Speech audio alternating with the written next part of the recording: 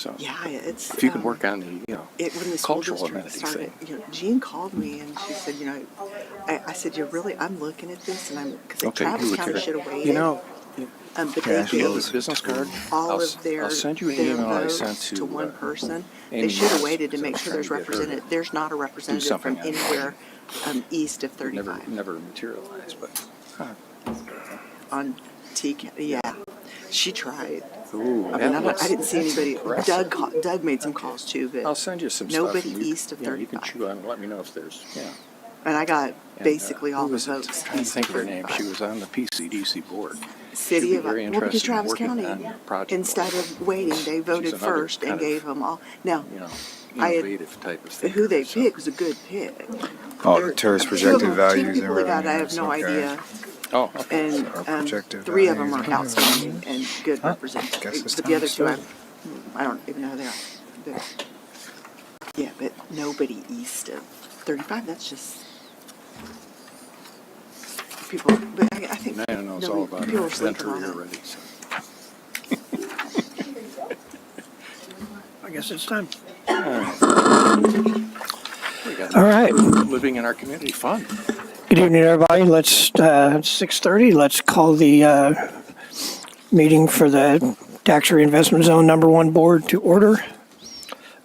First section is public comment. Public comment made on an item topic that is not included in the published final agenda will only be heard by the board. No formal action, discussion, deliberation, or comments will be made by the board. Each person providing public comment will be limited to 3 minutes. Is there any public comment? That was quick. Item 3A, approval of minutes. Do we have any discussion considering the minutes from the last meeting? Move to approve the minutes. Second?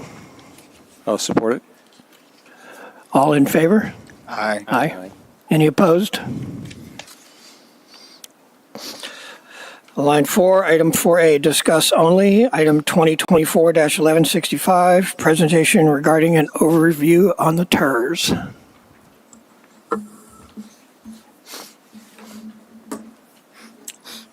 Right. Good evening, Board Chair, Board of Directors. Nina Megan with Haas Hill and Associates, and as you all know, I facilitate with the city staff administrating the Tirz. So this evening, we're going to give you, We're going to give you a quick overview, a little bit of a Tirz 101. This has been something that city staff and I have talked about for a while, and we've been meaning to come and bring this to you. I promise I won't go through everything in detail, as I know you are already very familiar and have been serving on this board. But the reason we wanted to do this is this Tirz has been around since 2010. Things have changed. We've annexed several times. Goals have changed, priorities have changed, projects have changed as this Tirz has matured as well. So we thought this was a good time to revisit the Tirz, how it is utilized, how it can change over time, and give a little bit of history on this Tirz and where we are today. So we just thought it would be a good refresher and opportunity for you all to answer any questions. So at the very basics, I know you all know tax increment reinvestment zones, or TIRZs. It's an economic development tool governed by Chapter 311 of the Texas Tax Code. And it's all about promoting economic development and investment in a community through the funding of public infrastructure. And what's real critical when we're doing this and when we create it, when we're determining projects to fund, is the whole but-for argument, that the development would not occur but for the creation of the reinvestment zone. There are over 400 all over Texas, created by cities and counties. Used for multiple purposes. That's one of the things I think I personally love about the tool, is it is really flexible in its use. People use it for different uses. Communities are at different stages of development. Some are using it for just basic infrastructure. Others have a stronger focus on parks and redevelopment, downtown areas, where others are just very rural in nature and they're needing to get regional infrastructure in to support it. Others have affordable housing and housing issues. So very flexible in its use. At the core of it, though, it is the city's, the community's tool to support its vision, its goals, its objectives. It's one tool that you have in your toolbox to be able to do this. A lot of benefits to creating a tax increment reinvestment zone and utilizing and funding projects through this mechanism or this tool. You're able to fund infrastructure in advance of being able to do so, like we talked about some of the regional areas. You're able to encourage that development to happen quicker than would otherwise occur. So be able to spur those private dollars. It also allows you to have partnership entities with different taxing entities, also to be able to work with developers in that public-private partnership manner as well. Allows you to achieve higher quality development, and again, achieving the different goals of your community that you need to utilizing this tool.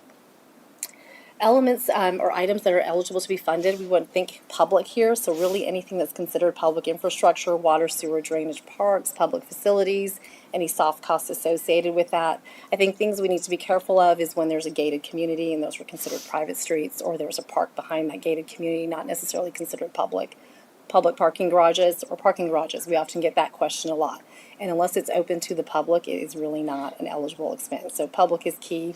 Utilities, same thing. Most utilities are private. I have a couple of cities that I work with where gas lines are public, then they do become eligible costs. So just think of it as public infrastructure improvements. Now, just because an item is eligible doesn't mean that you have to use your Tirz dollars for that item.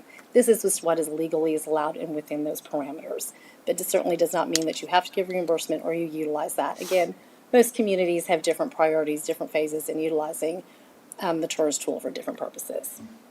How do you fund projects? And I wanted to go over this because I think this has evolved, and this evolves as the Tirz matures and grows. And sometimes when we started this started off as a developer-driven Tirz, and it was really about reimbursing a developer. And often when a Tirz starts, that's sometimes how you do start because there is no money to do your own projects. But as a reinvestment zone evolves, revenue starts to increase. So one way is partnering with the developer or having a city or another entity advance fund to kick things off and get infrastructure going. And once that increment generates, you can do sort of as pay as you go, pay for projects as you go. You have enough revenues to actually do your own capital projects or leverage with other dollars and participate in doing other projects. You also, as that increment grows, have the ability to issue bonds. And so as Pflugerville Tirz 1 has grown, started off with developer, we've been able to also issue bonds as revenue has grown, is also able to fund projects on their own as well or support the city in funding other projects. So number of different ways that you can structure how you want to fund projects, and that does change and matures as the Tirz matures.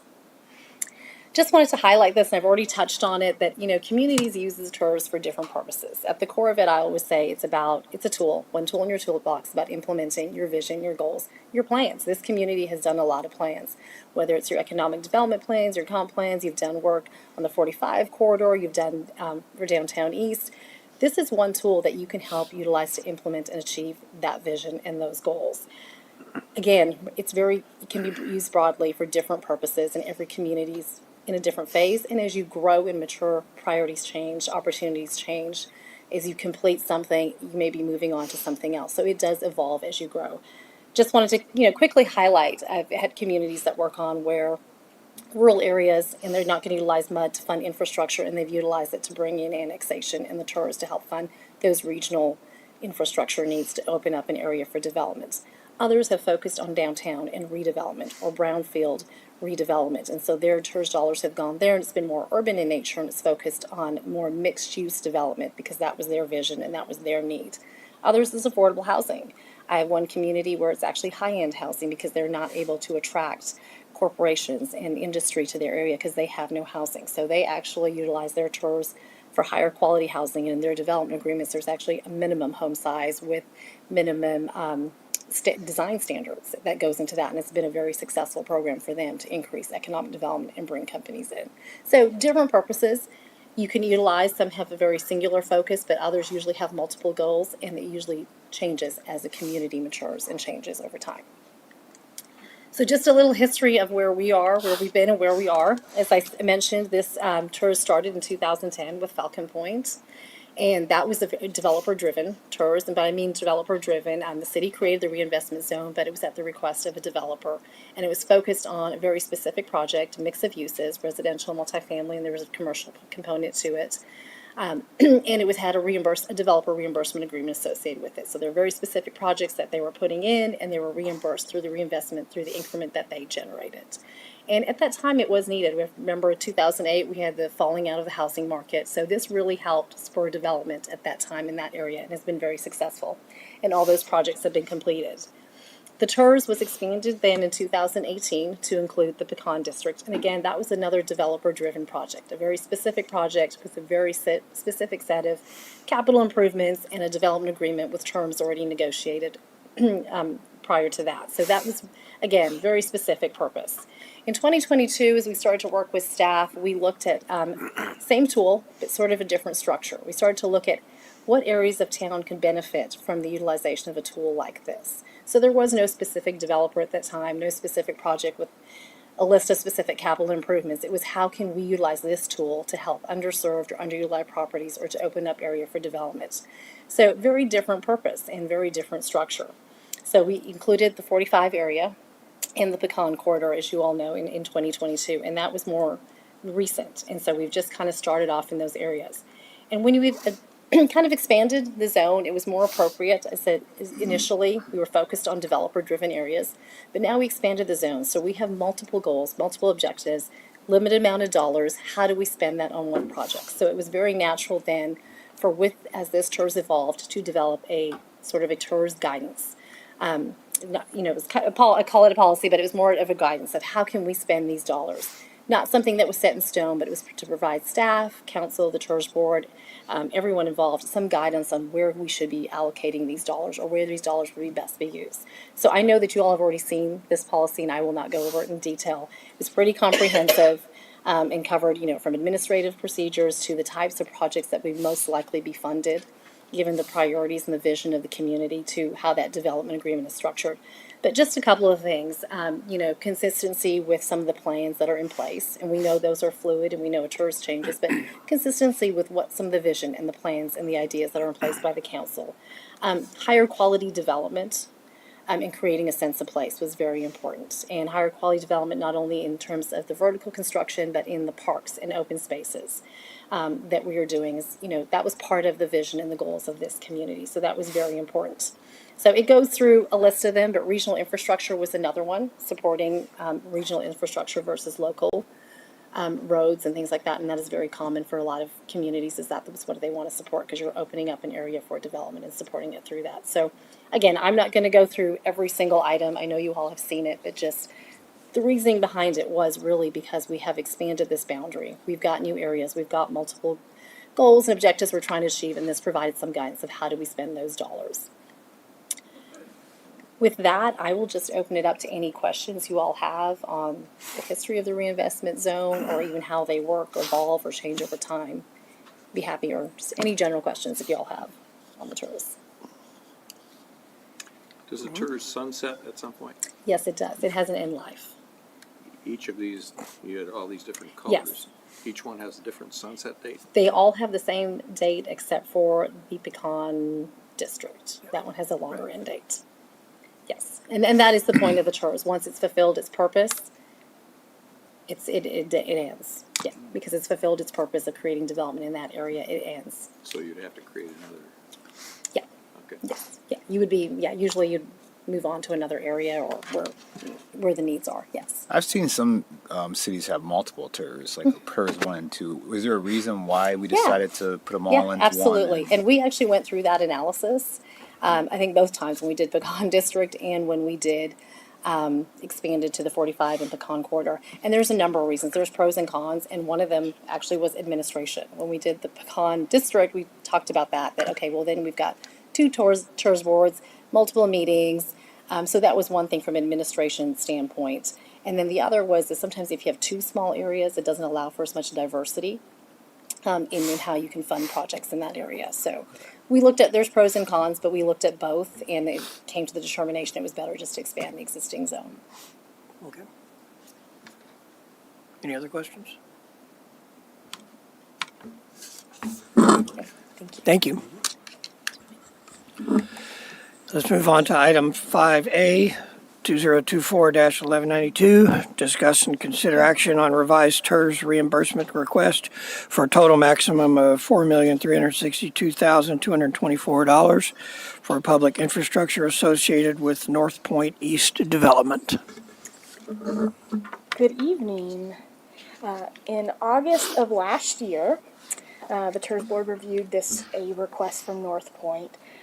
However, tonight's item, it's coming back as an updated request, and it represents a new application for Tirz reimbursement due to the changes in the proposed development proposal. The subject site is governed by a PUD, or a Planned Unit development zoning. It represents customized zoning and development requirements specific to the tract of land, and was initiated by the developer. It is a flexible zoning that allows for a mixture of uses, whether it be residential, commercial, and employment uses, pursuant to the regulating plan within the PUD, and I can kind of show that to you on other slides. So the PUD was initiated by the developer, and it was approved in December 2019 and amended in 2022. Tonight's request is for a little over $4.3 million. The request is for reimbursement for wastewater improvements, the two local roadways or entrance roadways along 130 Albanita and Elon Drive, construction improvements, as well as the land value associated with that right-of-way. It also includes the soft cost and financing. So I'm not sure if you can see this on your screen, but I've included it in the PowerPoint just so we can kind of refer back to it if needed. So I don't have much to comment on here. This just kind of goes into further detail of the request. So staff utilized the Tirz reimbursement guidelines in evaluating this request, and based on the guidelines, staff's analysis includes answering three major questions. Is the development highly desirable based on city policy being the strategic plan, the comprehensive plan, or any economic development policy and goals? The second one being, does the development exceed minimum development requirements, whether that be in the PUD or in the Unified Development Code, which is our standard regulations? And finally, is the public infrastructure projects regional in nature for what they are requesting reimbursement for? So in your packet and your staff report, I've kind of included excerpts from the strategic plan as well as the comprehensive plan. And I have some of those excerpts, but I won't read all the way through them. I just kind of wanted to highlight some of the major items within it and the focus of that. So in the strategic plan, office and employment uses and development are prioritized, and it encourages the establishment of policies to ensure that the desired development comes to fruition. In the comprehensive plan, you'll find numerous goals and policies that relate to economic development and incentives for non-residential development. You'll see the second bullet point being utilize economic development tools such as the Tirz to recruit high-quality mixed-use commercial and employment development.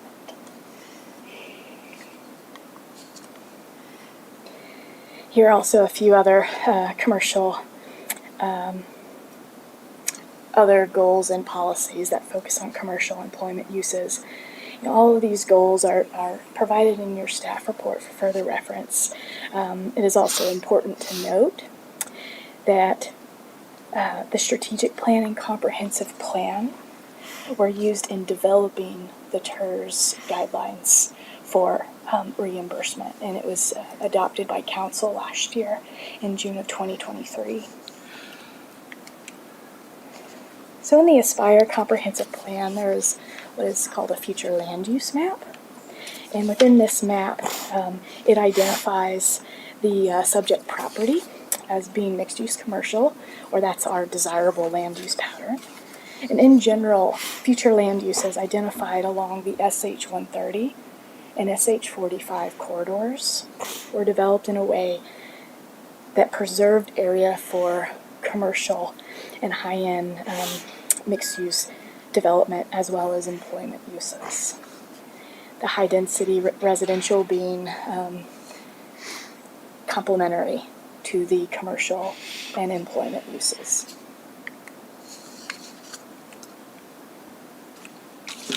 So in the comprehensive plan, it also kind of includes guidelines for the mixture of uses within that particular land use category.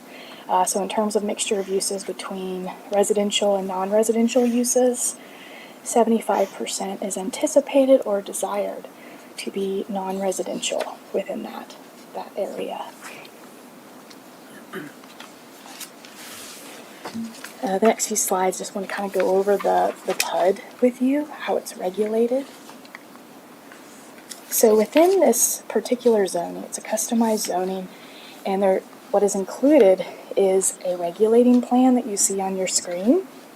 It actually represents PUD-specific zoning to the subject tract. So you can look at all these colors, and those are actually zoning districts within the PUD,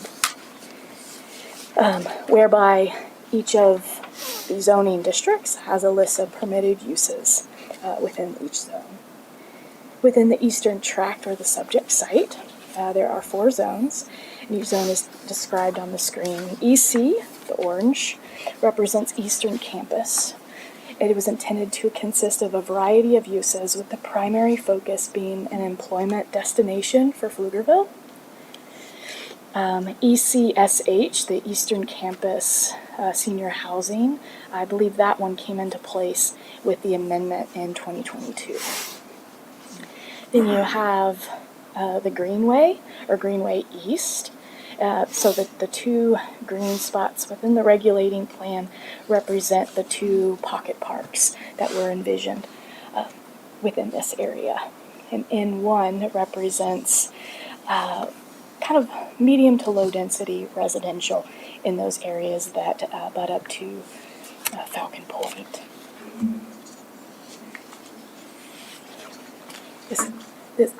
Within the PUD, it also identifies kind of land use conditions with each of those districts, or within the general development east, where it outlines the maximum residential units, maximum of non-residential, and office uses, and it provides some specifications or provisions that state when there's so many residential units on the ground, you need to put commercial on the ground as well. For the purposes of the PUD, there's just a provision in there, and I thought it was helpful to note that the assisted living and memory care uses do not contribute to the residential counts or the maximum limitation. And also the senior living, assisted living, and memory care don't contribute to the required commercial uses. So it was intentional with that amendment in 2022 to provide that clarity. So within the PUD, it also provides for renderings of what is anticipated for the Eastern Campus, as shown in orange. This just kind of outlines all of the uses that are proposed within the development.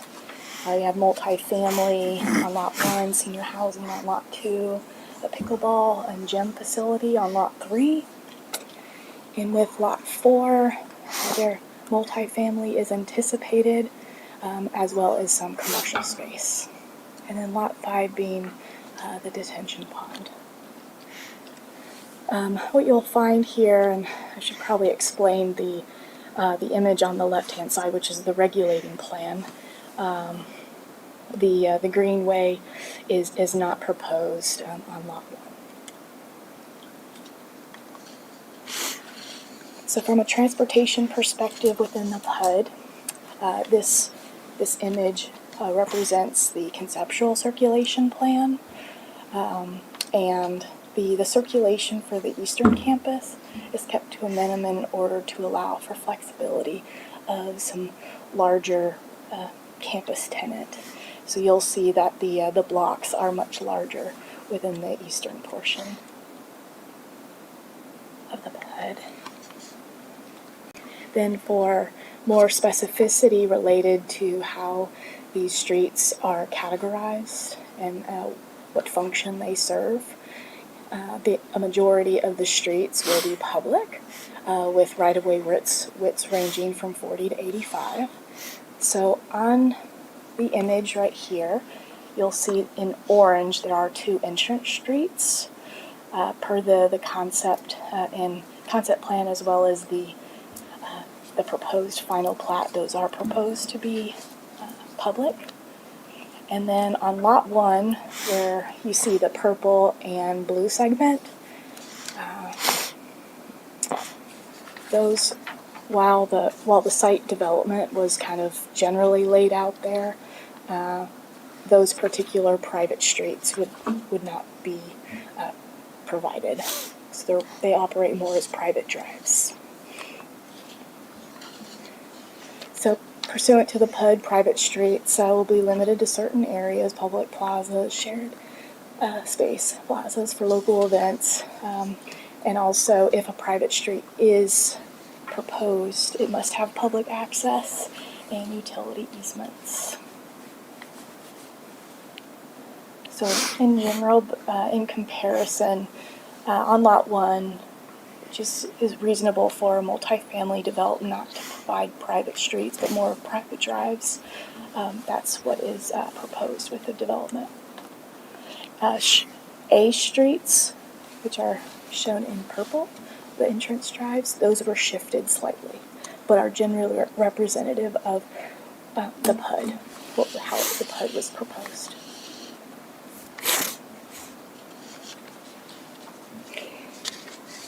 So, through that analysis, in staff's opinion that the proposed development does not rise to the level warranting an incentive based off of established goals and policies. Therefore, based on these guidelines, staff recommends denial as it is inconsistent with the land use and economic development and incentive goals.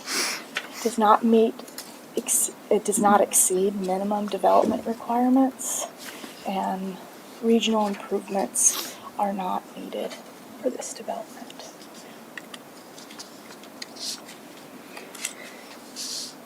So while the proposed development appears to be quality development, overall there is a predominance of multifamily that staff is concerned with. And also, it's important to note that the PUD, the residential that was anticipated, it was anticipated to be complementary to the employment campus. What you'll see to the south, proximity of the subject site, you have a hospital and multi-story office development that is occurring in the area. So there's definitely a lot of opportunity for medical offices, kind of create a little node, but it probably requires some time to get there.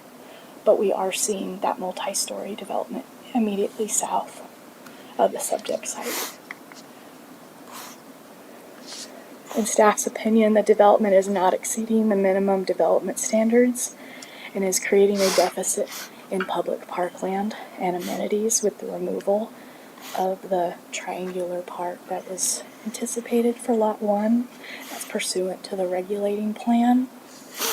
And also the detention pond lot, which is Lot 5 toward the south.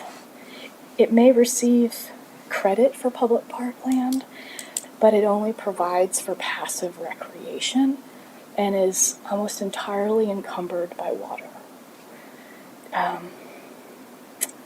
The PUD also provides for a reduction in parkland development dedication, as well as provides for alternative compliance credits. If you compare it to the UDC today, 8 acres of public parkland would be required for the amount of residential units. It's also within the PUD, credit for public parkland is provided for any sidewalk that's greater than 6 feet. I think that there's a lot of things that have changed over time that warrants us to reconsider how this was originally envisioned and how we analyze this particular request. From a wastewater perspective, we do not believe that the improvements represent regional infrastructure needs. The streets they provide for increased connectivity, but we believe it's proportionate to the impact of the development.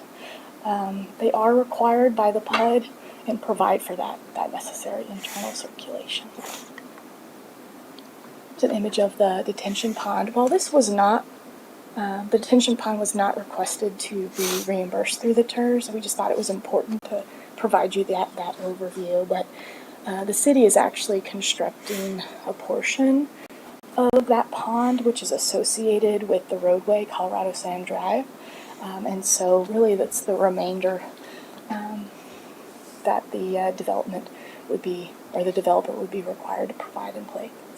And it does receive public parkland credit.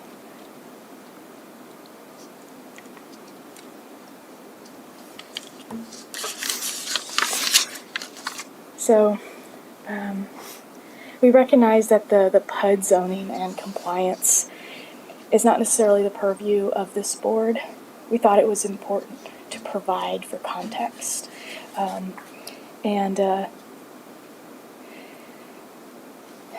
If the developer wishes to deviate or provide a different concept, they would need to go through the PUD amendment process again, which is a different board. Requires Parks and Recreation Commission, P&Z, and council authorization. But we believe it's important to include within this analysis and presentation because it shows that minimum compliance has not been demonstrated. Well, with that, did you have any questions for staff? Okay.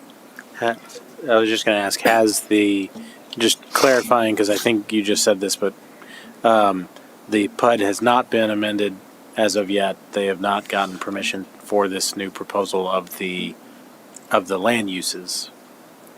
Right, there are right? still some pending code compliance items with the PUD. Mm-hmm. But in general, regardless of whether they move forward with a PUD amendment, I think our Tirz recommendation would stay the same.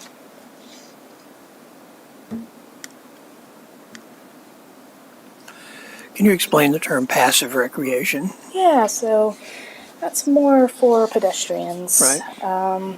You might have a picnic table, stuff like that, but the active recreation is more for soccer, football, playground, stuff like that. That's what I assumed. Thank you. Mm-hmm. And the detention pond, the picture you had was nice and full of water, but I'm assuming it'd be like all the other detention ponds we have around here, which is mostly grass. So Right. it is my understanding they do intend to provide a wet pond in their construction plans. They do anticipate having it predominantly fenced in, probably for safety reasons. The pond to be fenced in? Like a detention pond. Yeah. What do you mean? But- like, so you can so the sidewalk's here and there's a fence and then the water, or there's the water, the sidewalk, and a fence.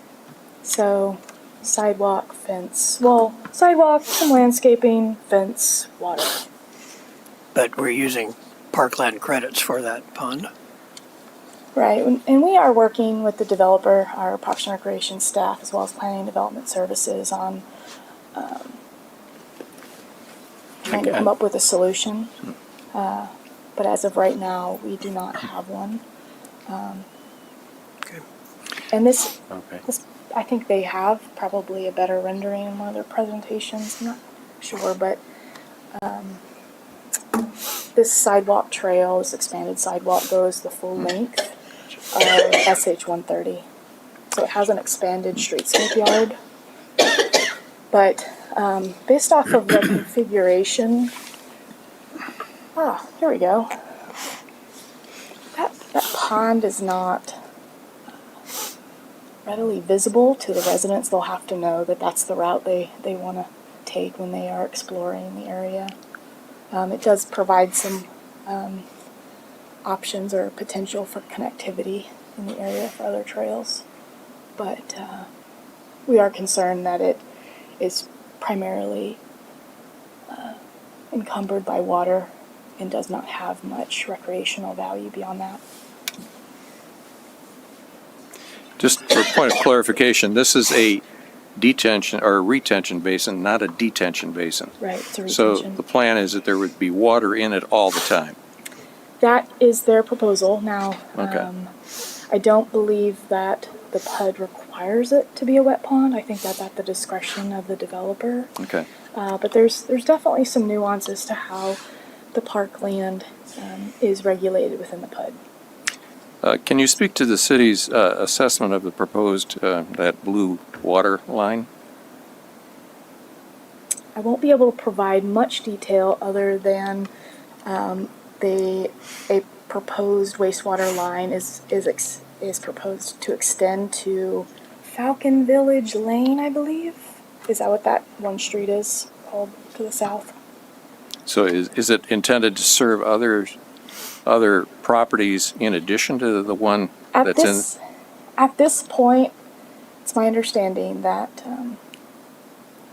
this 12-inch line will only serve this development, based off of how development has occurred all the way around it, for the most part. There is an 8-inch line that is being built within Colorado Sand Drive that may support a couple of lots to the north within Kelly Lane at Cornerstone at Kelly Lane. That's the development to the north. So the blue is a 10-inch line It's a 12-inch or line. 12-inch, and the red is an 8-inch line? Yes. The city's building the 8-inch line. The city is building the 8-inch line with Colorado Okay. Sand Drive. The 12-inch line would support this development plus others? I'm just trying to clarify what the long-term view Just is this here. one. It's my understanding the 12-inch line will only support North Point on the eastern side. To only support this development. So go ahead. Is it just for this development then? Mm-hmm. Oh, okay. So is it on that basis that you say it doesn't represent the infrastructure needs? The regional infrastructure Okay. needs. What do you feel? Well, I shouldn't go that way. Never mind. Withdraw that. Okay. Any other questions? The developer Okay. has a presentation. Thank you. Understand we have a presentation from the applicant as well.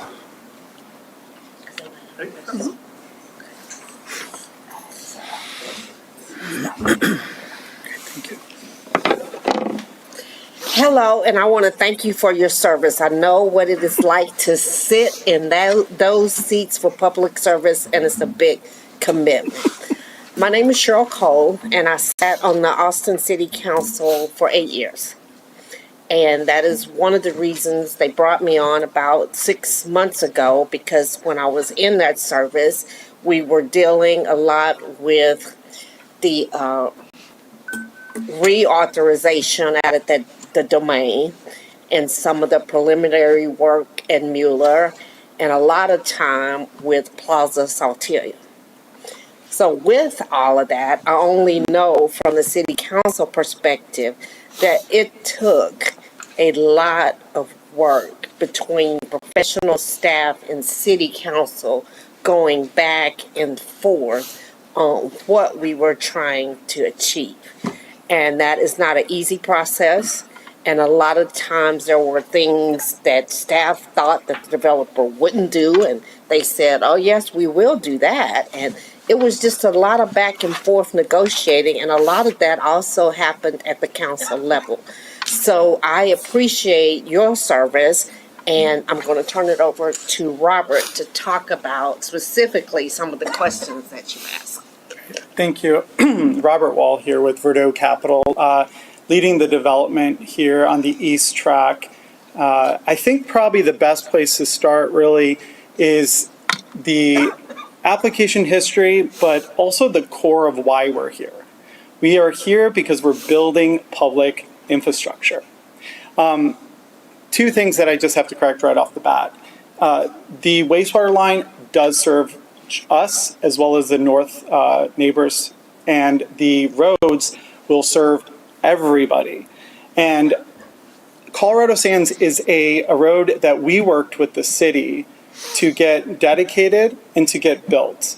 We put $1 million into that road, and that will go to extending regional connectivity and alleviating traffic and actually connecting traffic from Falcon Point up to Copper Mine and out. But you all will know, if you've ever been to Copper Mine, it's going to be a disaster from a traffic perspective. I've been there at the time that school's entering and the time that school is exiting. And people come up from Pflugerville Parkway and they drive all the way up to Copper Mine and you just stop. And it just one after the next, after the next, after the next. The whole point of Tirz is so that the city can use dollars that do not exist. It's not in the coffers. It does not exist.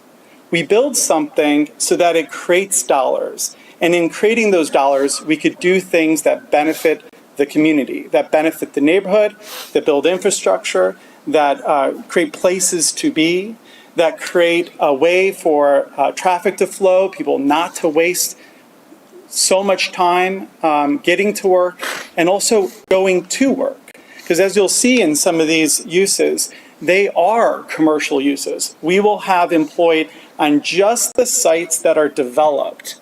We will have employment over 120 people. Just the sites that are currently designed and thought out. And that's an important thing to say here because we are going site by site.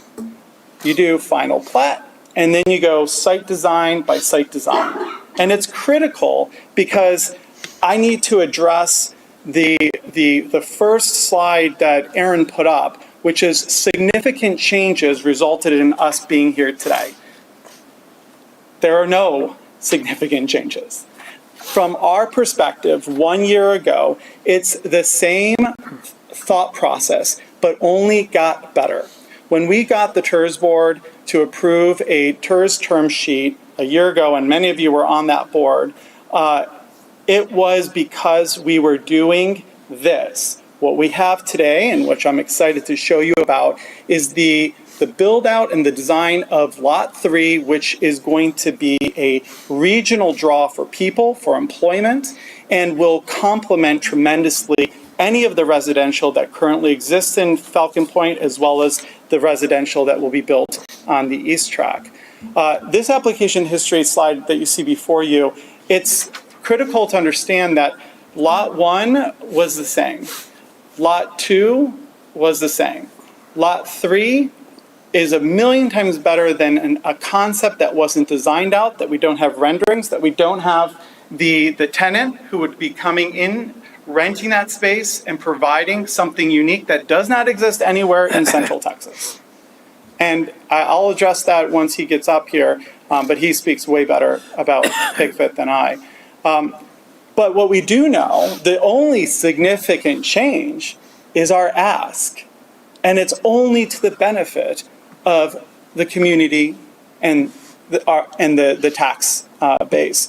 We know from a 9.2 to a 4.835, and this slide is a little bit old, but the 4.835 is prior to us modifying the design on the wastewater line to cut more costs out. The reason why we know that these prices went all the way down is because we actually went and got a hard bid. The city is moving forward with Colorado Sand, with Patton Construction. We went with Patton. They bid out our entire project. Everything we're talking about today, we know dollars and cents of what we can get someone to build this project for. That is critical. But from the same slide that we have here was the slide before, except Lot 3 actually has something more than a few blocks that represented a commercial site. We know more today about the level of employment and the level of commercial square footage than we did a year ago. The amenity pond, critically important here. Yes, it will be filled with water. Yes, it will be a place that people will go to. If you've been to the one in Miller, you'll see that you do need to have, and it's not a fence where it's a chain link fence, it's one of these little lines that say, oh, I get it, there's water. I'm not gonna fall in. But to the extent that you're not gonna trip over and fall into the water. But it's not gonna preclude you from getting into that space and enjoying that space. The other thing about the pond is the city is not building it exclusively. I shouldn't say that. The city is not building it. This pond is being built by us. What the city is building right now is detention. So the Colorado Sand CIP program goes to a hole that fills up when it rains. That's to your point. Is it going to be dry and, this open space? No. Because when we build this, it's going to be a spot that people will go to. You walk around Miller, you'll see that there's 1 million people walking around the lake. It is something people go to. It is something people use. From a square footage perspective, nothing has changed. We've increased the number of square footage. We reduced the number of multifamily units and increased the number of jobs on Lot 3 from what we knew before. You can always go back to that slide. But I'm going to put a lot of attention to PIC-FIT. PIC-FIT is the tendency that we have moved forward with this. We have submitted our site plan for, and again, I want to go back to that. Everything that Aaron had mentioned about compliance, we will be 100% compliant because it's the only way you can build it. And if it's the only way you can build it, then Tirz board can give us $4.5 million today, which again can only be created if we build it. So of course it has to be compliant. It has to be consistent to the PUD or it won't be built. And from minimum standards, where we stand today, that pond does not need to be that way. It is above and beyond. That's just one. Two, it is not the prerogative or even you should not be here wasting your time listening to me talk if this is about code compliance. It's about what does the city need? What does the city want? Because this is, we build something, there's tax dollars. Those tax dollars can get cut 75% to us so that we can build what you guys want. And what people want is regional connectivity. They want not to sit in traffic. They want the ability to expand development of awesome projects to the north of ours, which that land is not, you're not going to be able to develop that land if we, and allow us to build what's on our land if you have an 8-inch going down Colorado sand. That is a civil engineering question. We've asked it, and I can tell you right now, we can't build on ours and also provide the wastewater line for the northern properties.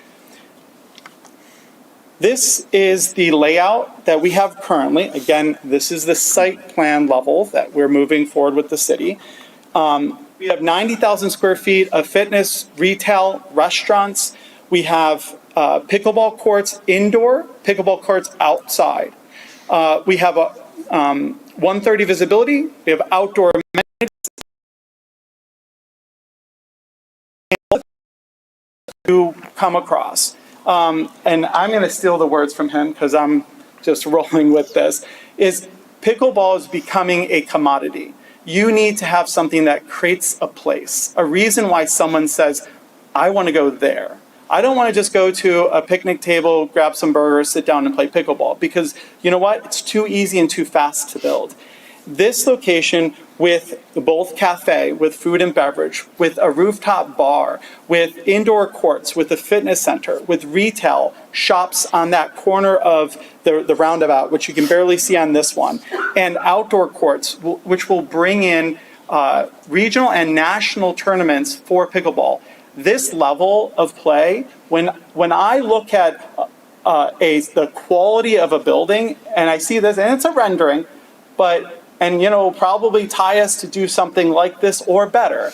I think that looks pretty special. When I look at that, that looks amazing. I want to be working out at that place. I want to go to play pickleball at that place. And when I know that a national tournament is happening and that's where it's being held, that's pretty special.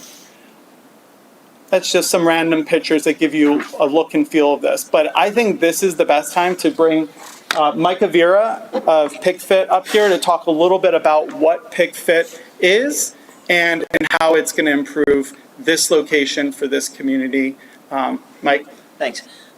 Good evening, everyone. So, as Robert mentioned, this is going to create a regional draw. It's much different. What we're proposing here is different than anything in the country right now. What has happened since COVID, and actually before COVID it started, is there was a tremendous upswing with pickleball, obviously, but also with fitness. And with fitness, what has happened since COVID is we've had just this surge of proactive health. And I know we pointed out, and y'all have got the hospital and the medical office, but really right now what we're seeing is a tremendous surge in proactive health. We've got the highest number of participants with fitness right now, over 90 million people, and we're getting draws across all age cohorts. And so you've got this tremendous upsurge in utilization with fitness, and of course pickleball. And what happened prior to COVID was Surgeon General came out with a report in 23 from data before COVID that says we've got an epidemic of loneliness and isolation going on in the country. Add in the COVID numbers and it's even worse now. Over 50% of the people are experiencing severe loneliness and isolation. What we've known, and I've been in the fitness industry since '89, what we know, if that is done correctly, it builds a tremendous community bond inside of those four walls. We already know pickleball is completely social. It has a tremendous social aspect to it. So with the food and beverage, the rooftop aspect to it, what we plan to do here is create a community draw to this and a stickiness to the membership like really only the best clubs in the industry are able to achieve. So we're putting this all together to build that community. And what we're really excited about this site, aside from working with Verdot, who are some of the most quality developers that we've worked with, is the connectivity to the future connectivity to the lake, the hike and bike trail that'll go by. We're going to see a large number of our members utilizing that and getting on there and running and even having bikes. So we're excited about this site from y'all's standpoint and employment. We'll have just on a regular ongoing basis over 50 people employed at the site. When we have regional tournaments, which we plan on having 4 of those a year and 1 national level tournament, we'll employ additional 20 people during that time period. We'll have upwards of the general manager will probably make in excess of $175,000, and then we'll have about 10 that'll make an average of $70,000, and we'll have another 10 that'll make an average of about $60,000, and then the rest of them will be mostly part-timers. So we're excited about this site, and we hope that the city gets behind us on it as well. So thank you very much. Thank you, Mike.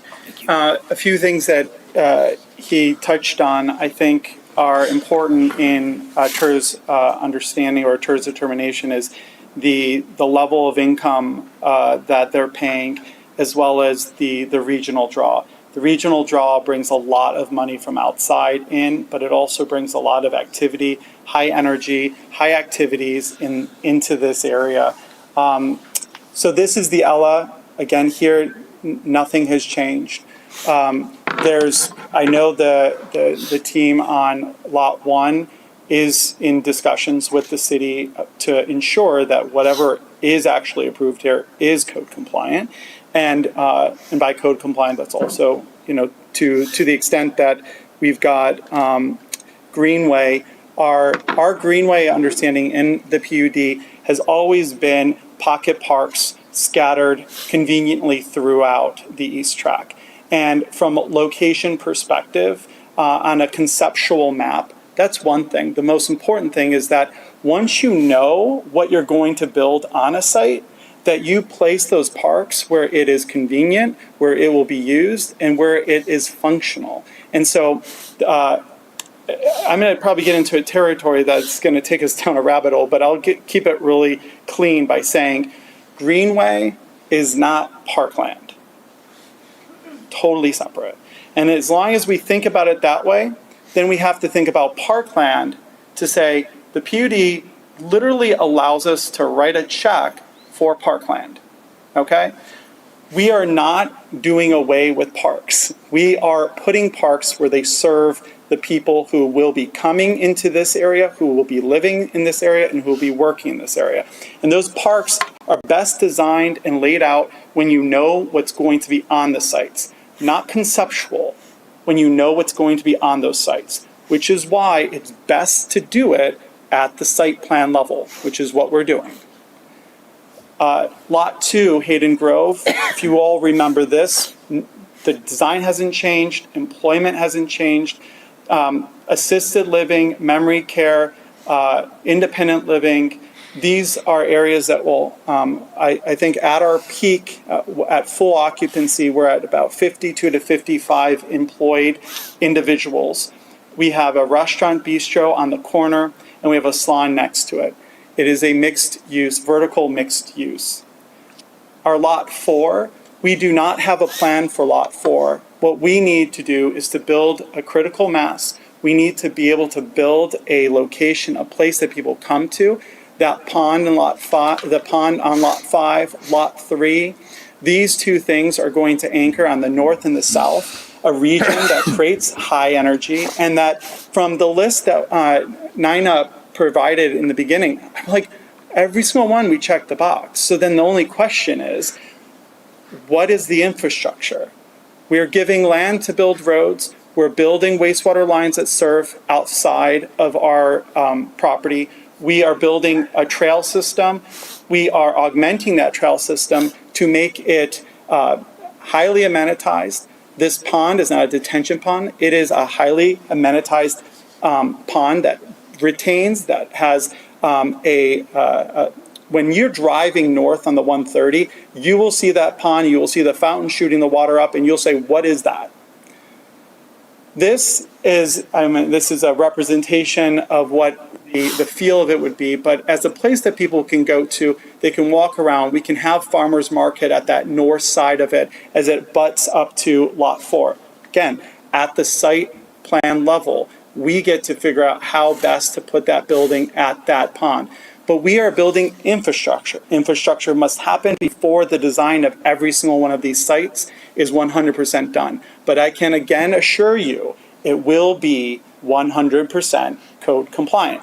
That is not a reason to deny Tirz to an applicant who has a laundry list of consistency to what the city seeks and to what the Tirz has been created for, and to the amount of money that will go into improving a region, drawing employment, and bringing in people to spend their money and get tax dollars. I think that on the whole, we want to make sure that the east track of Pflugerville is a wonderful and perfect complement to the commercial center that will be built on the west track. We understand what's happening in the core of Pflugerville, and we understand what Pflugerville and the residents want. They want placemaking. They want a reason to say, I want to go there, I want to spend time there, I want to relax there, I want to chill there, and I need to find a reason to stay, spend my money, and enjoy and commune. And we think that the ways that we've done that in the designs of the sites that we've designed thus far is consistent and will make that happen. This one is points out a few locations that I think are critical. First is the connecting roads. We have Alba Bonita and Alon Drive on the right, Alba Bonita on the left. These two connect traffic flows. We have deceleration lanes at the frontage road of 130 that allows people to turn in, to exit out, and the flow of traffic, the alleviation of traffic that's going north and southbound on Colorado Sands will be dramatic. She's introduced the wastewater lines, and soft costs and financing costs are Tirz eligible. This is an important one to understand the dollars. The dollars in this for, so the question is, how much of this is for us and how much of this is for regional, how much of this is for the public that we do not have as residents? You can see here it's approximately 35% of our total infrastructure cost, only infrastructure cost, is what our Tirz funding request is. We are spending a considerable amount of money here on ourselves. We're not asking for a reimbursement of property tax dollars to build our stuff. We're asking for a public-private partnership that allows us to build infrastructure so that it benefits those who live there, those who work there, those who commute there, and those who travel through and utilize. This is a regional map of where the current existing roads are. I mentioned already Copper Mine at the school. You can see that whole area between the existing road network where it has the two arrows, that whole development side, all that wastewater flows through us to get out.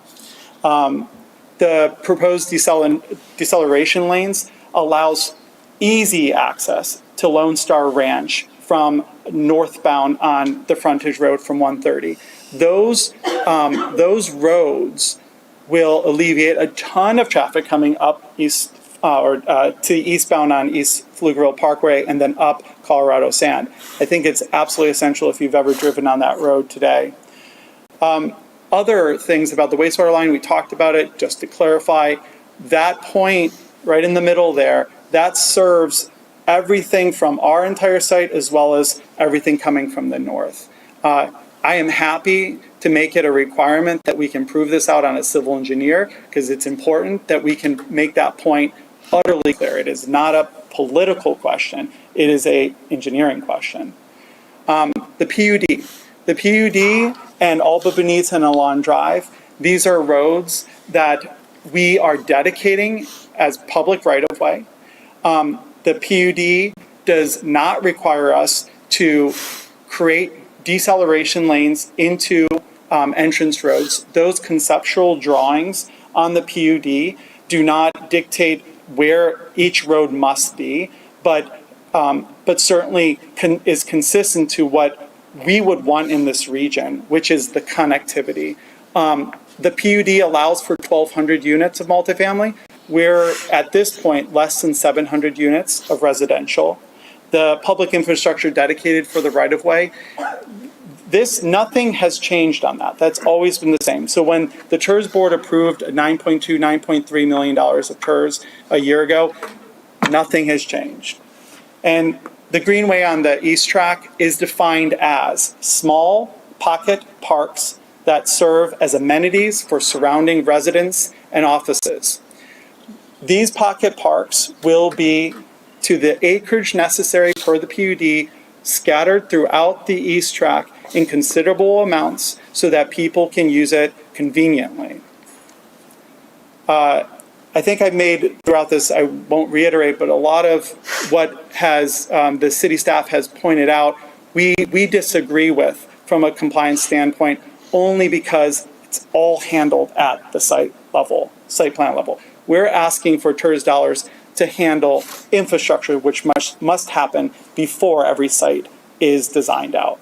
Because quite frankly, if we didn't move as far as we are today, we could literally just be saying hypotheticals and only do horizontal land development and then just sell off the parcels. It's not what we're doing. And I think it's critical to also understand that the connectivity in this region is essential for using it the way the city would want and certainly the way we would want. And I think that the addition of PICFIT to the tendency here is going to be a huge win. Again, just pointing this out, the dollar differences. And Nina, one thing that she did not put enough attention on is that this is not city money in a bank account that you're writing a check.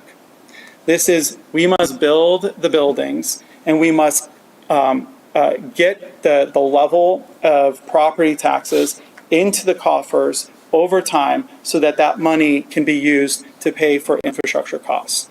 I don't think there's any debate here that all of the infrastructure costs we're asking for is within public right-of-way and is serving public other than us.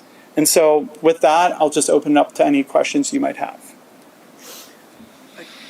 I've got some stuff written down. I agree that the PUD requirements shouldn't dictate whether Tirz dollars are. My concern is lot 1 and lot 2 are residential, and that's not in line with what the Tirz requirements are, as I understand. I think there's a couple hundred square feet of a salon and what was the other thing, a bistro? Yeah, so we have, And then there was some inconsistency with, on lot 2, you're calling it commercial, the city is saying it's not commercial. Which is it? I think what the city's saying is in the well, I'll Under say what the Tirz, under Tirz, I don't care about PUD. Well, I don't under care about Tirz, the PUD. question is it bringing employment? That's Yeah. the only question. And I heard of 21 full-time positions and a bunch of part-time positions, and I'll get to lot 3 in a minute. Because I have questions on lot 3 too. Yeah. Yeah. So- So am I characterizing that correctly? Lot 1 is residential, Well, and that's not in line with our Tirz requirements, correct? it's Or- not or- inconsistent with it. It Okay. allows for residential.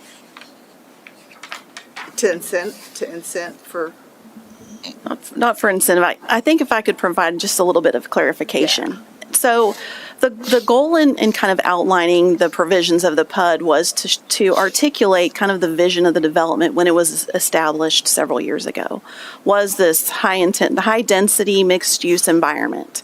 And so to show the infrastructure pieces, the road things, we're not debating that the roads are public infrastructure that as proposed. That's not a question. That was something that was articulated in the PUD, that this is part of the vision, the connections, those kind of things. Same with wastewater and parklands. So they've established this vision for that. And there's flexibility in that. It allows for residential. They work through that, as Robert stated, through the permitting process, right? And so articulating that for you all here tonight is to show kind of what that vision was initially for the PUD, for the property, which it was established through zoning. The question really then is how they've then utilized that entitlement. Is it worthy of putting in public dollars, whether in the bank account today or not, for that infrastructure to support the development? That's the question before you today. Staff's recommendation of denial was it is primarily residential, which we do not believe is in line with the policies or really the bigger vision for this corridor or the property, even though it allowed some residential. Is it really worth giving this amount of money for that? And so that's really the goal behind articulating the PUD requirements, and kind of where we've kind of been with that over the last year as they've started to move forward with development. We'll certainly continue to work through that path and down that. We're not disputing that those are infrastructure pieces. It's just whether or not the land uses are worth contributing public dollars to. And that's why we have articulated it in that way. Not for you all to debate whether it's compliant or not compliant, that type of thing. So just make sure we point that out. can you remind me, that $9.4 million, wasn't there a timing issue with that based on these, lots? There was a performance-based component of it, and that's what had stopped it at that time last year. Right. Because it was a two-part thing, 2 parts of that approval. Portion of it was performance-based. Honestly, a lot's happened in the last year, so I don't remember all of the details of that. But that to me is the difference in that. When we got this request, we looked at it, tried to look at it on its face, and knew that had caused complications. Why you're seeing a difference in the staff recommendation this year. And ultimately, the role of us as Tirz, we're just looking at is it a worthwhile investment of Tirz dollars for the purpose being requested. We don't get to weigh in on is this an appropriate land use or alignment with the PUD. Right. We don't get to weigh in on whether the pickleball court's a good idea or a bad idea. I think the important part of that is, does it provide commercial center? Does it have employment? I mean, the slides that Nina put up articulate a lot of those things. Does it provide high energy? Does it provide a placemaking? Does it provide employment, tax dollars, et cetera?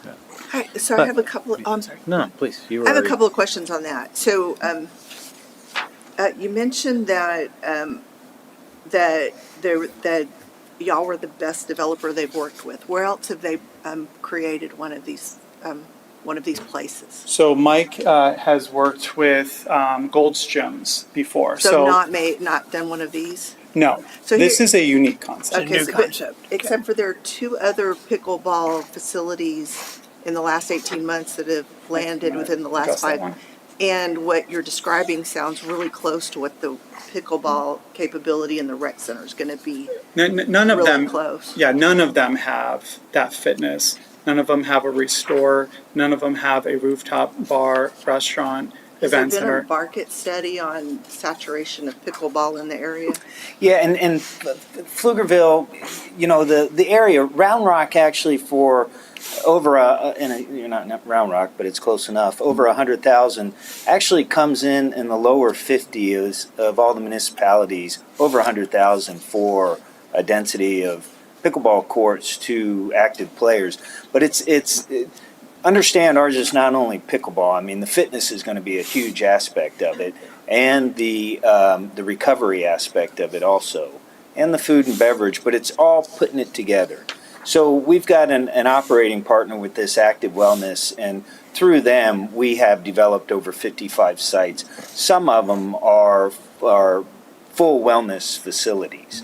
This is the first time that that we are aware of outside of Lifetime Fitness that is putting this all together.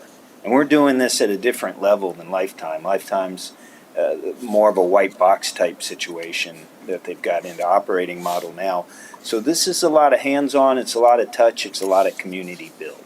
Have you So- done a market analysis of this? Absolutely, yes. And this is showing that with this, with the current offerings that you have in your market, that we've got 3.51 joiners for every membership that we need.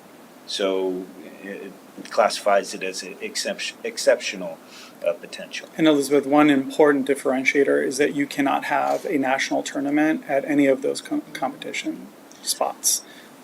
That's one important thing. The second thing is you don't need to look very far or spend $10,000 on a market report to know that wellness is the trend for the next generation. And they've done an excellent job on designing out a restore component, a fitness component, a training component, and couple that with healthy eating, pickleball, and community. And I think that concept will stand the test of time. Others, I think, will move to the wayside as a commodity. I mean, I hope, because I've seen, we've seen private gyms come and Right. go and fail in Pflugerville. Sure. We've got a high capacity of pickleball. Yeah. We've got a lot of pickleball. I mean, 'cause the national tournament is one thing. Sure. Sure, okay, is that gonna sustain that facility? No. No, it puts It's you on the not. map. It's gonna be the daily people that go, and there's a pretty big saturation. Employment-wise, what was the idea of employment for? Sorry to. Oh, no, redundant. go ahead. I'm sorry. That's fine, you're good. As far as for the pickle fit, is there an estimate about how many jobs or employment? that What did they- you say? Yeah, it's going to be, we're going to have 50. Okay, During- 50 you said, okay. Yeah, 50 of which 10 of those are going to be full-time, greater than 70,000 a year. And then we'll have another 10 that'll be other full-time, that'll be somewhere around 55 to 60, and then the rest will be mostly part-time. And on our senior site, we have another 52 to 55 employment. And those are two sites that are at a stage where we can submit for a site plan. So I was on planning and zoning when we approved the PUD. Certainly understand. I don't remember if I was here last year when this came up. I don't think I was on yet. But I remember the conversation about how times have changed. Office building, the original concept art of the big giant Dell size office buildings across the highway is just nobody wants that anymore. And I get that. So I'm generally inclined to be forgiving on tracks 2, 3, and 4 that like you are finding commercial uses that are vibrant and bring people in. And so what I'm about to say, don't discount that I am liking that. Track 1 is a miss. Like, we've got enough apartments. And I get it that y'all, as developers, that's where the money is. That's where the value, that's where you can get the value to pay for all the other stuff. I get that. But that was not the pitch that was sold. Be that as it may. If that's what it needs to be, if that's what y'all take to the PUD and make it work, That's not our business. So, in my mind, the question is just, where would, of these projects, of the dollars you've requested, what would bring value to Pflugerville separate and apart from what the development would normally do in and of itself? And so, to me, costs associated with track one, it's an apartment complex. It's not bringing something different that other people's do. But tracks 2, 3, and 4, I see the purpose of trying to build a vibrant thing. And so my question for y'all is that 12-inch water line. Am I reading it correctly that is designed to serve tracks 2, 3, and 4? That's not going to serve track 1. Track 1's on the other side of the map. Am I right in that, or is So I think the question is quantity. So it's however you serve it, but we're maxed out, and everything being served with that line would be maxed out. So to the extent that the where lot 1 goes into the Colorado Sand 8-inch, if they existed all by themselves and nobody developed anything else, then 8-inch is fine. But to the extent that you build out everything we have and build out everything to the north, it wouldn't be. I don't know what that number is and how to cut that line, but I would say that the lot 1 is on the north side of Colorado Sand, and I would think that it could exist totally by itself on a CIP 8-inch down Colorado Sand if nobody developed anything else. I think that's probably the only way I can answer that. so? Is that the city's analysis? Do you agree? With the caveat that nothing else is developed. Sure.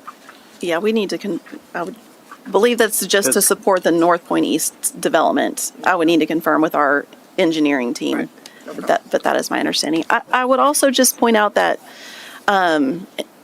infrastructure is constructed by development all the time without incentives, right? Whether it's multifamily or otherwise. So truly thinking about that mix of uses, Mr. Romig, you had mentioned about the multifamily. Multifamily does occur on those other parcels as well.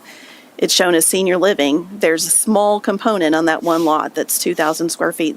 Staff did not consider that as the vibrant kind of mixed use development that may be articulated when you think about a vertical mixed use. And so if you look on the staff report on page 6, there's it's 2,000 square feet of commercial. And so I just want to make sure you're seeing that level of detail as well when you're looking at kind of the mix of uses on those different lots. Is that the same as the last time it was presented, where Yes. it was basically things that would be utilized only by the senior living residents? Correct. It's a A hair bistro and a hair salon, but they're open to the public.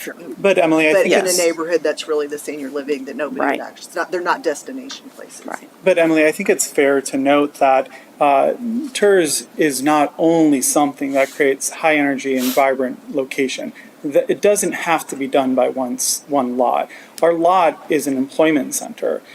Even though in the PUD and the code compliance part of this, we do not consider the square footage in lot 2 to be commercial, it is commercial.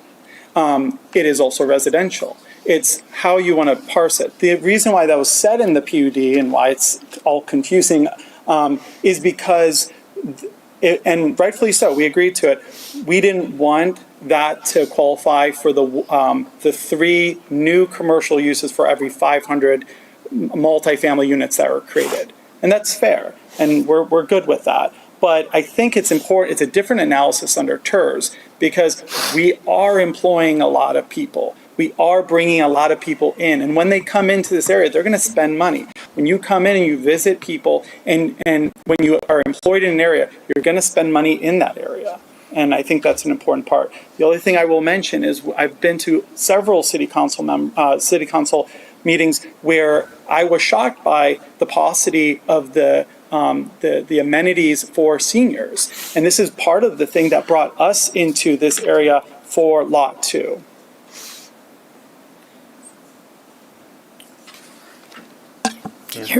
Wait, can you hear me? Does that work? Sure. Okay, I just want to clarify again. So Tirz, there's not a Tirz uniform for every community. It is different.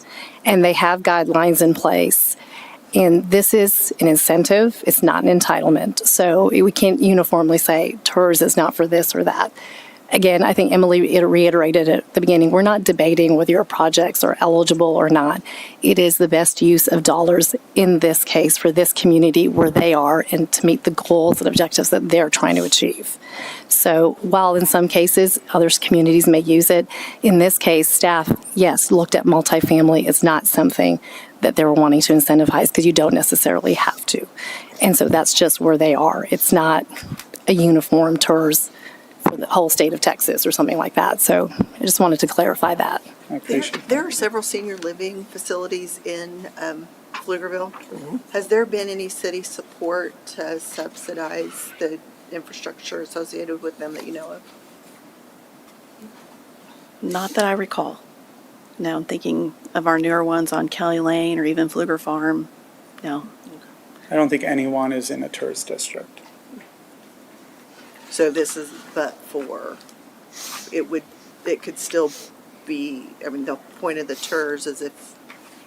The project doesn't survive a but-for test. Yeah. I think the challenge there is it's not built. I mean, if it were built. It has been built though, and it has been built and was fine. So I mean that.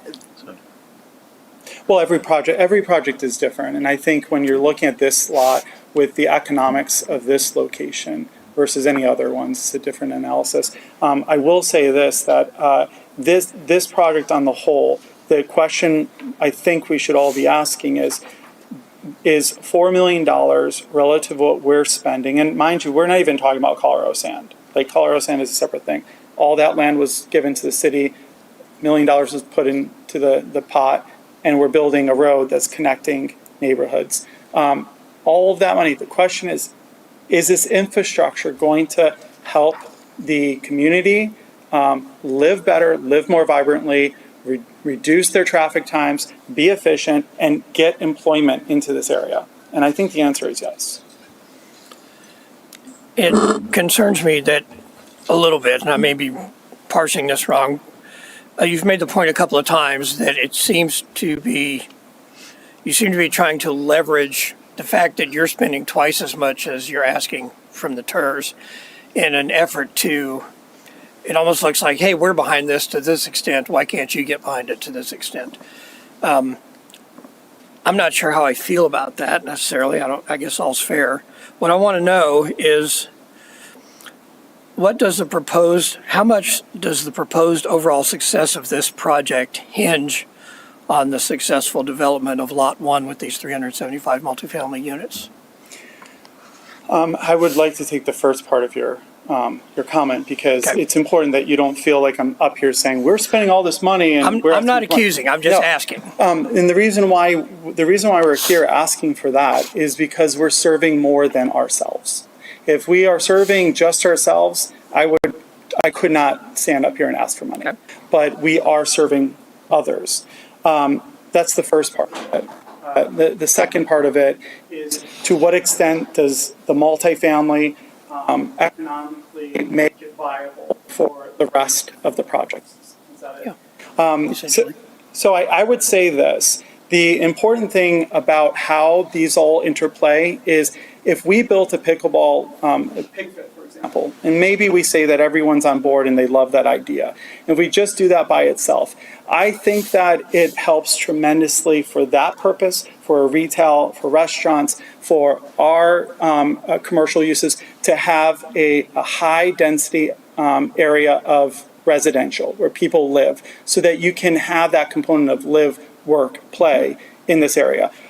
I don't know if I can come up with an economic percentage right now. I never thought about it that way, but there's no doubt, I think Robert mentioned it, there's no doubt that multifamily is, from an economic standpoint, where more money is. Retail is where the risk is, but yet it pays off really well for the city, for the community, and for us as well.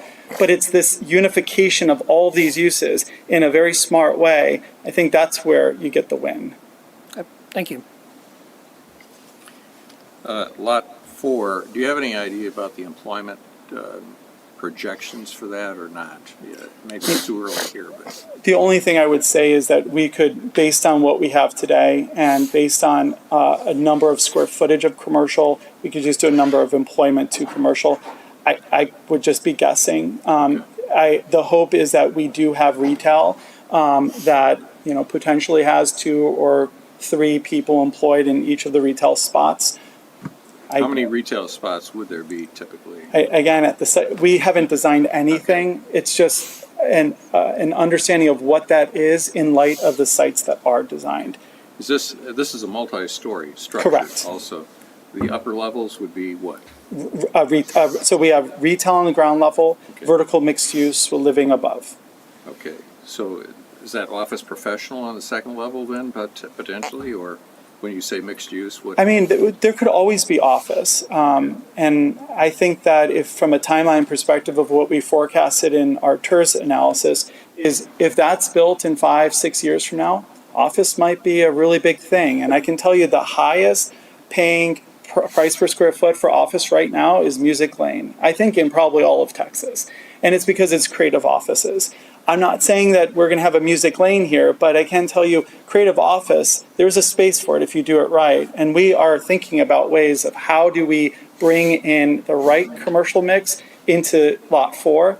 I think we're going to let these other sites go first and see how we fit in Lot 4. How solid is your commitment for Lot 3? Is it conceptual or is there a contract? So Is we there- have submitted our site plan already to the city on this concept.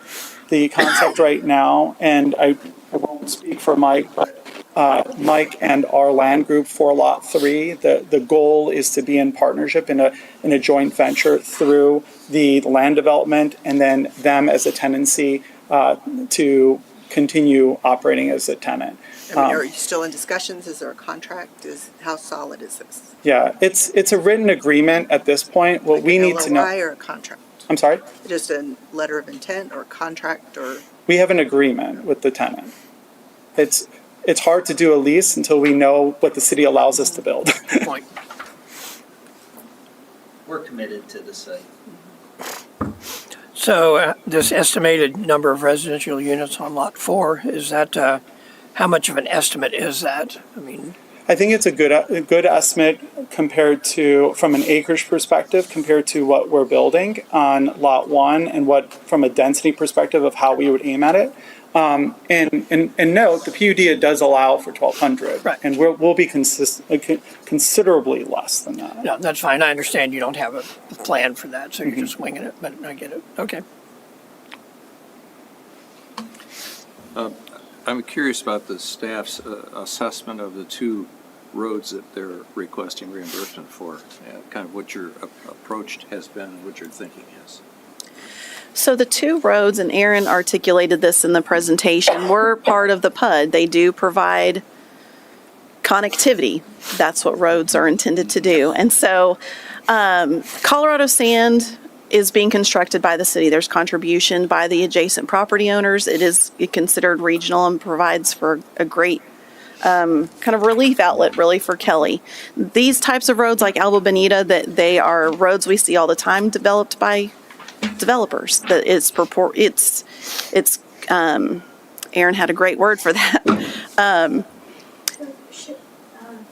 way we looked at those internal Yep. roadways is similar to how we see other developments provide for shared drives, shared access drives. We actually we went back to the Unified Development Code to just see, well, if the PUD were to be amended, how would our UDC apply it? From what we can see, at least one would need to be public in order to provide for the connectivity that's required between the 2 major collector roadways on the north and the south. I know that the developer has suggested that that they don't have to be public. That the PUD could probably need some improvement in terms of clarity, but if you just kind of look at it on its surface, when a city takes over that public right-of-way, not only is it an asset, it's actually a financial liability too. And so if the developer were wanting those to be private streets with public access, they would have to have a very strong property owners association to ensure that those are well maintained over time. But this particular development, I apologize, I'm struggling here. We compared this particular development to other developments in the community, primarily lifestyle communities, as well as the Stonehill multifamily area in terms of what it was providing, parks and open space, stuff like that. Lifestyle communities, it provided that restaurant, The Goat, at that corner of Town Center Drive and Pfluger Farm Lane, but none of which really had development incentives. So that's how we compared those. It was important for us to come up with or identify similar sites, how we can review this particular request. But generally, those two entrance roads, let's call them, we saw them more as providing for internal circulation, shared access for the actual development. Did you say that you understood at least one of them would be necessary, but not the At other least, is more? at least one would have to be public, pursuant to our Unified Development Code. And if, obviously, I know that we kind of walked a fine line with providing you context for how it's regulated from a PUD standpoint. A lot of that came down to trying to identify or answer that second question related to Tirz policy and guidelines is it exceeding minimum standard? So that's kind of where we landed on the local roads. We would, once it's public, we would have to maintain it. There are street trees that are proposed within that right-of-way, and pursuant to the PUD, the property owner association would be required to maintain those trees in perpetuity. One thing I also want to probably ask the developer to relay to the Tirz board is there are multiple development partners with all of these lots.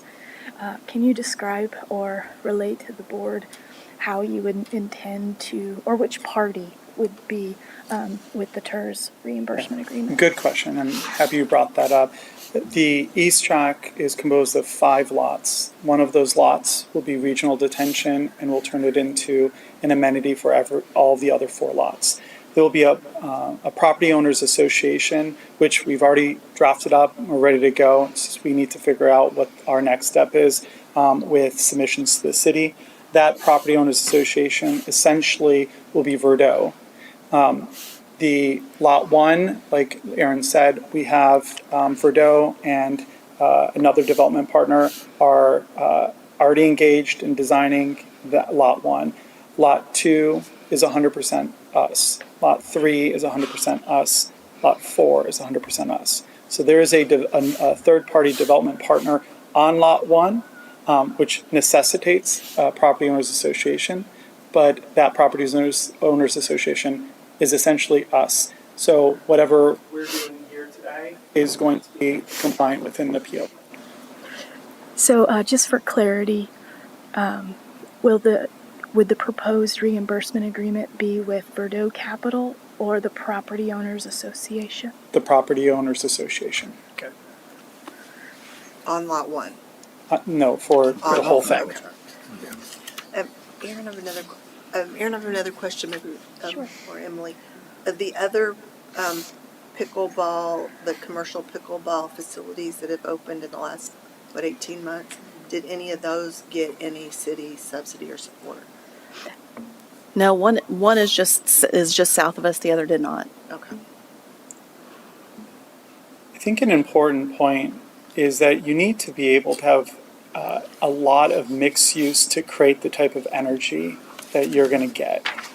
If you have a one-off use and you locate it in the middle of nowhere, I'm not saying they're in the middle of nowhere, but it's going to be exceptionally difficult to create a place, a magnet for people to come. Right, that's a different thing, yes, I agree.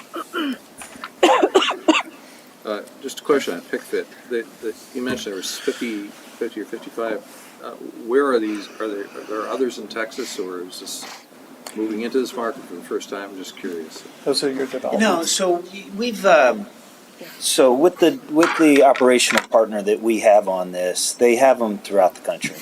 Okay. So that's why we have the infrastructure from an employee base. But this is the first one of these. This is the first concept that has been put together anywhere in the country. Yeah. But, So there's but not 55, this is the first one. there's not 55 of this particular business model. Okay. But the operators of this, we have over 125 years of experience in fitness. So this is much different, and it's of a very high quality as well. Rooftop units in Central Texas in the summer. I'm just wondering, how appealing that might be. But that's, Well, probably thought that through already, right? Yeah, well, we A have lot of coverage, a lot of Yeah. umbrellas, Yeah. and There's no pickleball courts on that roof. Some have tried on parking lots that didn't work so well. but indoor pickleball courts in the Yes, summer. yes. Yeah, That's that makes I want to sense. find some more indoor tennis With courts. 40-foot heights, which is another important aspect. Emily, just a point of clarifying procedure, just because I'm holding some discussion. Right now, we're having the presentation. I assume we open it up for public comment, but There's no and then- public hearing required. Okay. Do we have to close public hearing before discussion? No. Or, okay. So you can, So it you're is. good but- once you're done, you can make anyone can make a motion, you need a second, and then the board would act. Okay. If nobody has more questions, then we can discuss with each other and then Yeah. make a motion. Can legal please ask a point of clarification Yeah. on the question from director about the agreement? I believe it was with the PickFit. She said letter of intent or contract. You repeatedly said agreement. So my question is it binding or non-binding agreement? And that will answer my question. I would say Her question. binding. You would say binding? Mm-hmm. You're sure? Yeah, so Okay. let's break it down to the details. There's a lease, certainly binding. We're not signing a lease. There's a letter of intent, which is I plan on doing this with you. Let's move forward in developing an agreement. There's a joint venture agreement to say, I'm going to do this, you're going to do this, I'm going to put this money in, you're going to put this money in. And then there's something in between. We have a conglomeration of all three because we're trying to figure out how we can partner in a way that they're a part of this. And eventually at one point, and I don't care if it becomes public, at one point they can take over ownership. Because I think that would be a fantastic thing when this becomes a success. Okay. Thank you. In terms of the property owners association, and please correct me if I have misinterpreted previous conversations, but does Verdot Capital intend to convey lot 2, 3, 4, and 5 to the property owners association, or just the agreement in and of itself is going to be with the property owners association? Not sure about the legal, you probably do, but you can get into a property owners association without legally conveying land to a property owners association. Okay. So we'll have something that binds each one of those properties to that association. And that I don't know how it works, but that will happen.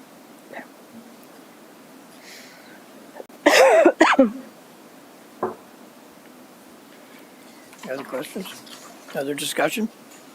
Did you have any questions for me pertaining to my PowerPoint? I don't think we have any other questions. Okay. All right, thank you. Thank you. Appreciate it. Thank you for your time. Okay. So for what it's worth, the way I'm thinking about this, just in my mind, is that the Tirz funding is supposed to be incentivizing, and it's supposed to incentivize developers to invest more than they would otherwise invest, right? To do more, to bring more, that it's that public partnership that will enable them to bring new and exciting opportunities that otherwise could not Or, necessarily, or would to not. fund a project that would not exist at all That would without the not- TERS. Exactly, exactly. Sure. But for. And certainly, I do think most of what has been identified, particularly the roadways, they were going to happen anyway. There's no, maybe they'd be private roadways, but there would have to be connectivity to Colorado Sands. You would not build a project this large and not have some sort of passageways. I would hope. Yeah, I would hope. So I'm not very persuaded on the roadways, but the water line, I am inclined to feel like adding the water line makes it possible to have bigger and better developments on those tracks going forward. I could see that. Now, I am not a water line expert, and so this is where it may be they would have had to build. Would have had? Yeah. I think that's right. Would have had to build build a water line themselves anyway, a wastewater line to treat those areas. But to the extent we would be sympathetic and thinking there is some avenue, that would be the only one that I would think the city investing TERS money might provide the opportunity for that, for what goes into track 4 and for what the senior living looks like in track 2 to be bigger and better than it otherwise would. And just to clarify, it is true also, while we talked about roads more specifically, that development does extend utility infrastructure to support itself. That's a requirement too. So Yes, the so clear- wastewater line is required to be extended. That was to Aaron's point about it serving regionally. This serves this North Point East development. So that's also a pretty standard development criteria.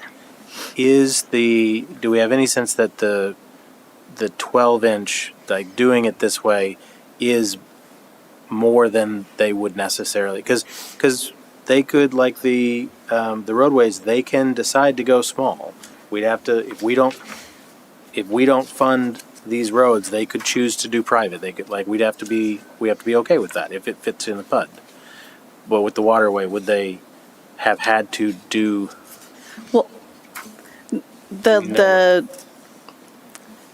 and as Erin walks up here, and I know she's having vocal issues, but those lines are sized based on the amount of The use. use that goes into them, Right. which is generated based on the property types that they put on the Based on the ground. type and the design of Yeah. the request, so, yeah. To elevate a little bit though, isn't question 1, does the development meet the criteria for reimbursement, and then the underlying infrastructure details, right? So question 1, I think, is, does the Right. development meet the criteria, right?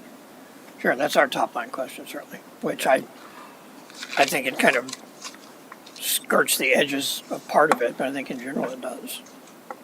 Seems to. It doesn't to me. Okay, Yeah. I mean, not, so I okay. guess maybe I need a little more convincing, because it's residential, and back to lot 2 is also residential, it doesn't meet the criteria for commercial.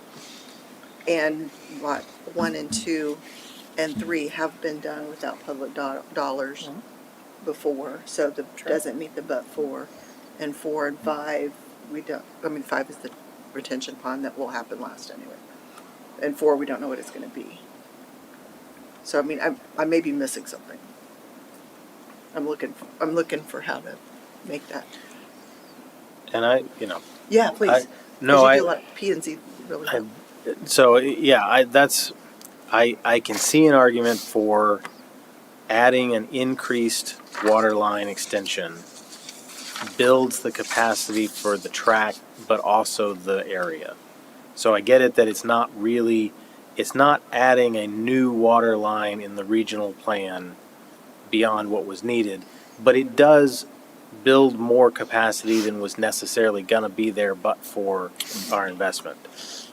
But I don't know that that's necessarily in and of itself enough right now to award that $1 million. I'm just saying that's the only thing that I think is compelling. I would, ideally there would be more firmness on track 1 and track 4 before we did that. But I know they need the money before they can build. So True. I mean, that's just So kind of a chicken and egg. I Yeah. do agree that I would prefer to see a plan for tract 4, but I understand the difficulties of doing that too. and so I'm not trying to push one direction. But I'm just sharing my thoughts. No, I appreciate your thought process there. You made some comments about the roadways. Would those also pertain in your thinking to the deceleration lane expenses? I thought about that, but I almost went there. To me, though, the fact that these roadways are occurring prior to the exit ramp on 130 means that the only traffic is coming up from Pflugerville Parkway on that access road, and so I don't see a particularized city need for deceleration. I think as a developer that might be a good idea and be attractive and they want to do that, but I don't know that it brings unique value for our money. Are deceleration lanes required in this? They're required for on TxDOT roadways as well as our arterial streets when you have 50 turning movements, and so that's pretty low to threshold to meet, and so So, yeah, really regardless they would be required. you have to put them in anyway. Yeah.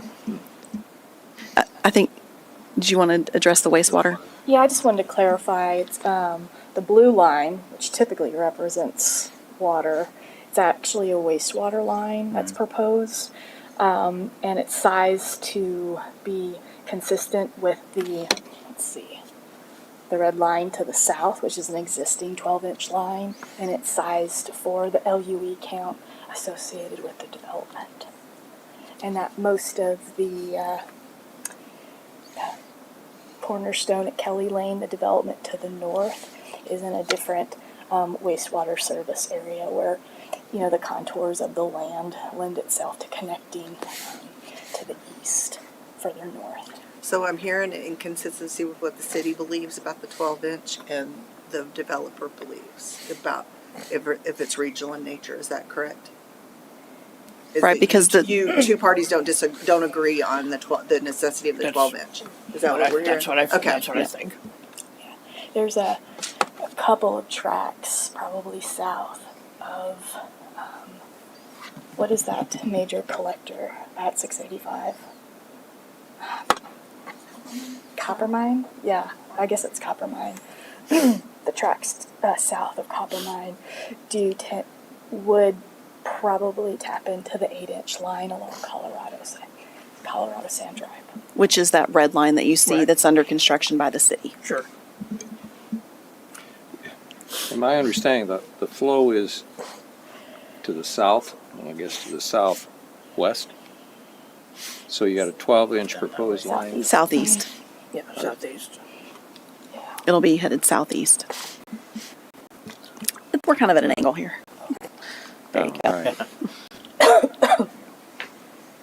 Yeah. Okay, that's now better. you switched me up here. Sorry. But is the 12-inch flowing into an 8-inch? I think they said that So that red the on the blue left line is 12. is connecting to the 12-inch line around Falcon Village Lane or along Falcon Village Lane.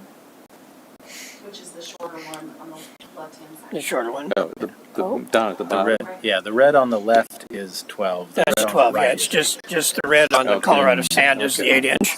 Yeah. All right, that clarifies that question. And I guess despite all my comments, not for nothing, but having been on zoning, staff usually was more favorable to developments than I would have been. So the fact that they are recommending denial is, they take it seriously and are not out to stop development. So I value that. Is it appropriate to ask what staff would like to see of this They actually, development? yeah, they recommended denial. Right. You mean what the actual, to be constructed there? No, not necessarily. I Okay. wouldn't ask you to get that specific. If they were to continue with this project, what changes? To their, That may not be something I can really ask you. I think that's a really, It's a fair question in this forum, is what I'm getting it's at. hard, sure, it's hard to answer, Yeah. you know, and certainly, Mr. Rumig, I appreciate that comment. We don't like to bring things forward that we recommend denial for, and it's rare in most circumstances. But we, especially Aaron, has spent an enormous amount of time with Dinah really digging into this request, and it's important when we look at how we expend public dollars. If it is something that meets the goals and visions for the community long term, that $4 million is a lot to ask. $1 in my mind is a lot to ask for something that doesn't meet those long term visions and goals. And so that's why we bring forward to you, but also the importance of a public body like the Tirz board, so that we ensure we're meeting y'all's goals as members of our community. And so we take it very seriously. We've done a lot of analysis and digging through those goals and policies for Tirz through our land use and those kind of things. And that's where we landed today, was recommending denial of this request. And I believe the council's been pretty clear on vision. Mhm. And Agreed. the policies have been pretty aligned to it. And I'm trying to find something in this development that aligns with that. Let me, just as a clarification, your role is to evaluate the request as a whole and determine whether to suggest approval or denial, correct? That's right. We evaluate it. We provide you our professional recommendation. And then, Take it as a whole, as opposed to saying, well, if it came back a different way, that's not your role. it's very hard. I mean, there are certain things, like when you get into certain parts of development, for example, well, let's try putting this landscaping here. That's different than saying, well, if you change this whole component of your project. Because the domino, and when you're at this level of the project, the dominoes that happen to it, so many other things could change, which then would change how we would have evaluated it initially. And so that makes it very hard with these types of requests to say, just make this. If we saw those little increments that we could say, hey, if you provided, this is just a random example, 5,000 square feet more of commercial, that would put you over the top, and we think that we could support it. We certainly would have done that. Those are things we look for, things that we could get it to approval. This was on its face value, nothing that we saw that we could say, just change this one thing that would help and get us to that approval or recommendation of approval. Okay. So, Mr. Chair, can I move that we respectfully deny the current request? Second. Do we have a second? Do we have a second? All in favor? Aye.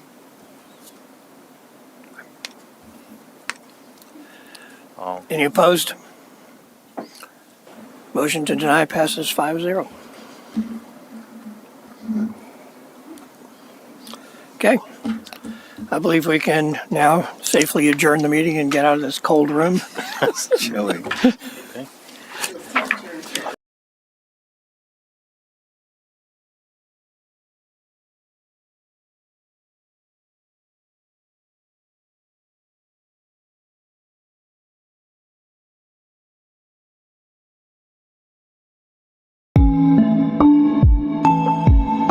I volunteer at the library because I love libraries.